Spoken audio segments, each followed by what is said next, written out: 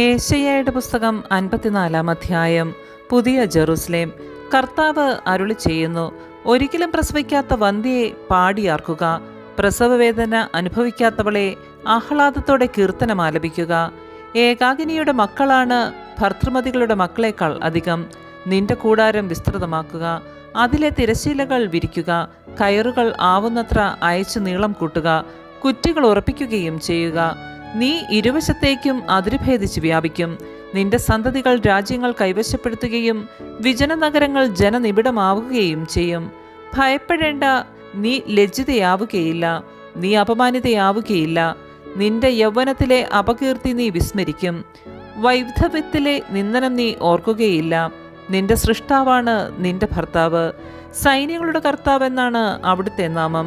ഇസ്രയേലിന്റെ പരിശുദ്ധനാണ് നിന്റെ വിമോചകൻ, ഭൂമി മുഴുവൻ്റെയും ദൈവമെന്ന് അവിടുന്ന് വിളിക്കപ്പെടുന്നു.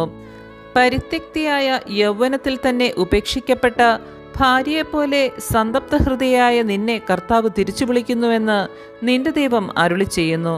നിമിഷനേരത്തേക്ക് നിന്നെ ഞാൻ ഉപേക്ഷിച്ചു, മഹാകരുണയോടെ നിന്നെ ഞാൻ തിരിച്ചു വിളിക്കും. കോപാധിക്യത്താൽ ക്ഷണനേരത്തേക്ക് ഞാൻ എൻ്റെ മുഖം നിന്നിൽ നിന്ന് മറച്ചുവെച്ചു. എന്നാൽ അനന്തമായ സ്നേഹത്തോടെ നിന്നോട് ഞാൻ കരുണ കാണിക്കുമെന്ന് നിന്റെ വിമോചകനായ കർത്താവ് അരുളി ചെയ്യുന്നു. നോഹയുടെ കാലം പോലെയാണ് ഇതെനിക്ക്. അവൻ്റെ കാലത്തെന്ന പോലെ ജലം ഭൂമിയെ മൂടുകയില്ലെന്ന് ഞാൻ ശപഥം ചെയ്തിട്ടുണ്ട്. അതുപോലെ നിന്നോടൊരിക്കലും കോപിക്കുകയോ നിന്നെ ശാസിക്കുകയോ ചെയ്യുകയില്ലെന്ന് ഞാൻ ശപഥം ചെയ്തിരിക്കുന്നു. നിന്നോട് കരുണയുള്ള കർത്താവ് അരുളി ചെയ്യുന്നു, മലകൾ അകന്നു പോയേക്കാം, കുന്നുകൾ മാറ്റപ്പെട്ടേക്കാം, എന്നാൽ എൻ്റെ അചഞ്ചലമായ സ്നേഹം നിന്നെ പിരിയുകയില്ല. എൻ്റെ സമാധാന ഉടമ്പടിക്ക് മാറ്റം വരികയുമില്ല. പീഡിപ്പിക്കപ്പെട്ടവളും മനസ്സുലഞ്ഞവളും ആശ്വാസം ലഭിക്കാത്തവളുമേ, ഇന്ദ്രനീലം കൊണ്ട് അടിസ്ഥാനമിട്ട് അഞ്ജനക്കല്ലുകൊണ്ട് നിന്നെ ഞാൻ നിർമ്മിക്കും.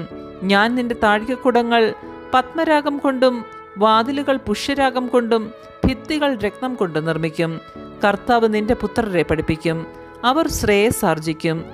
നീതിയിൽ നീ സുസ്ഥാപിതയാകും. മർദ്ദനഭീതി നിന്നെ തീണ്ടുകയില്ല, ഭീകരത നിന്നെ സമീപിക്കുകയില്ല. ആരെങ്കിലും അക്രമം ഇളക്കിവിട്ടാൽ അത് ഞാൻ ആയിരിക്കുകയില്ല. നിന്നോട് കലഹിക്കുന്നവൻ നീ മൂലം നിപതിക്കും. തീക്കനലിൽ ഊതി ആയുധം നിർമ്മിക്കുന്ന ഇരുമ്പ് പണിക്കാരനെ സൃഷ്ടിച്ചത് ഞാനാണ്. നാശമുണ്ടാക്കാൻ കൊള്ളക്കാരെയും ഞാൻ സൃഷ്ടിച്ചിട്ടുണ്ട്. കർത്താവ് അരുളി ചെയ്യുന്നു, നിന്നെ ഉപദ്രവിക്കാൻ ഉണ്ടാക്കിയ ഒരായുധവും ഫലപ്രദമാവുകയില്ല. നിനക്കെതിരെ വിധി പ്രസ്താവിക്കുന്ന എല്ലാ നാവുകളെയും നീ ഖണ്ഡിക്കും. കർത്താവിൻ്റെ ദാസരുടെ പൈതൃകവും എൻ്റെ നീതി നടത്തലുമാണിത്. ആമേൻ. പരിശുദ്ധ പരമാ ദിവ്യകാരുണ്യത്തിന് എന്നേരവും ആരാധനയും സ്തുതിയും പുകഴ്ചയും ഉണ്ടായി